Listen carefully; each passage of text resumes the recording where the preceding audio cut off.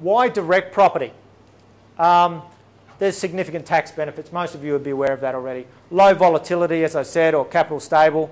There's no margin calls. The bank doesn't come back to you and say, you know what, property's done really badly over the last couple of years, give us 50 grand back. Okay? It's just not in your loan agreement. It just doesn't happen. Low correlation to equities. It's huge. Now, we talked about correlation before being +1 and -1. Okay? And I said that most bank planners or institutional planners do not advise on direct property. What they do is they say, that's fine, you like property, you can buy property. You just buy this thing that we've packaged up. It's called a listed property trust. And it's a whole lot of properties pulled together, and you buy a unit just like you would shares. It's like a managed fund. And you buy units of that property trust. And of course, they get paid for that. Listed property trust, I have a research document. If anyone would like me to send it to them, I will. It was actually commissioned by Colonial, which is owned by the Commonwealth Bank, that shows over the last 25 years that listed property trusts have a positive 0.9% correlation to the equities market. So they move the same as shares. They're traded on the share market. So when shares go down, they go down. Direct property, on the other hand, has a 0.1, so nearly a 0 correlation to the equities market. Okay? So that's why direct property is fantastic for diversification in your portfolio. A lot of you have got shares in your superannuation, that sort of thing. It provides a bit of a balance, and I think there should be. You've got to look at both inside and outside of super, and I'll get to that. But it gets you closer to that efficiency frontier that I was talking about before. Okay, that's what and that's why it was so important for us to be able to advise on direct property. I did not want to align myself with a group that cut off a third of the asset allocation decision. Okay? Provides diversification, as I said. You can get sector and location diversity. The disadvantages. Liquidity is a disadvantage. Not so much of a disadvantage. Obviously, you can't sell down $10,000 of your property. Okay, it's a little bit hard, to do that. But if you've planned it correctly and you have a mixture of assets and you have your cash flow taken care of, then liquidity is not an issue. It's a growth asset and it just stays there for growth. So that's something that's got to be modelled on paper. High entry and exit costs. Compared to shares, yes, they do have high entry and exit costs. You've got stamp duties, real estate commissions when you sell, all those sorts of things. But again, this is a long-term investment, and those costs diminish in proportion to the capital value over time. Okay? These two here, maintenance and vacancies, they're a function, again, of working this thing out on paper. And I know that most of you have been through the process. You go through a slightly different process when you come to premium private wealth, but I guess the fundamentals are the same. And that is that all these things here, spending maintenance on it and your vacancy rates and that sort of thing, it needs to be factored in there in the first place.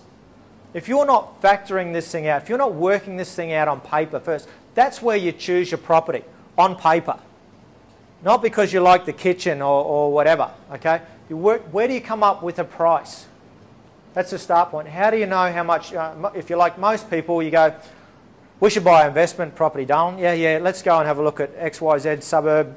How much should we spend? Well, I don't know, what do you reckon, 400, 500 grand? Like, where do you get that cost from? How is that factored into your cash flows? How do you know that you can afford it?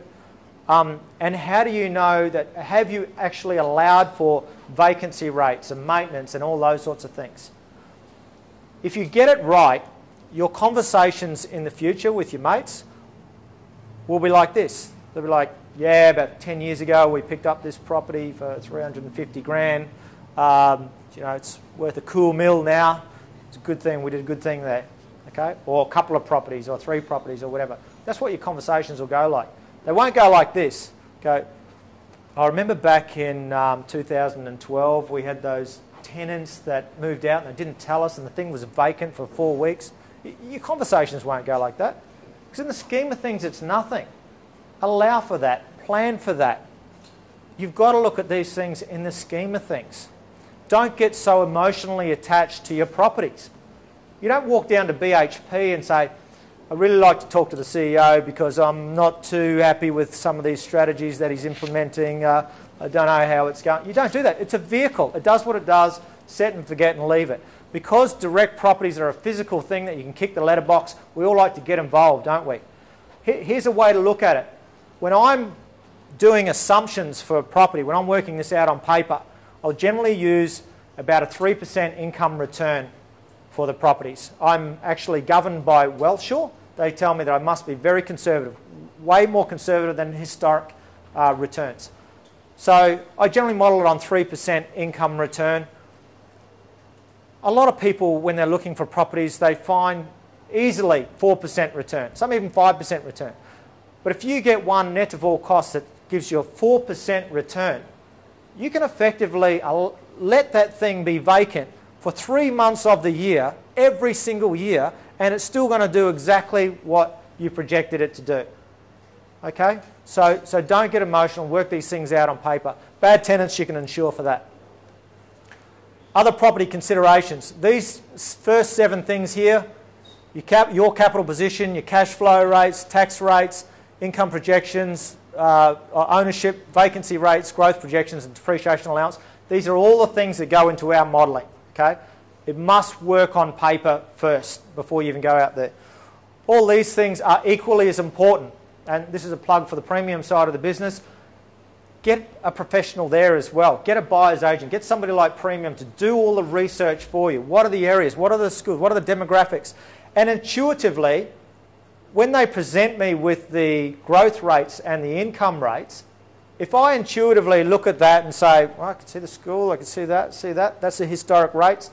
There's no nuclear power plant going up next door. I think those rates will continue. There's your decision. Okay? But get professionals to do the research. That would be my advice. Just because you read that, what's your newspaper down here? We have the Courier Mail, that's our big one. The Advertiser. Okay, so you get the property lift out section on Saturday's Advertiser. You get that? Okay. And Sunday? Just because you read that every weekend doesn't mean you've done your research. There's a lot more to it that goes on in that. I could just get professionals to do it. That would be my advice.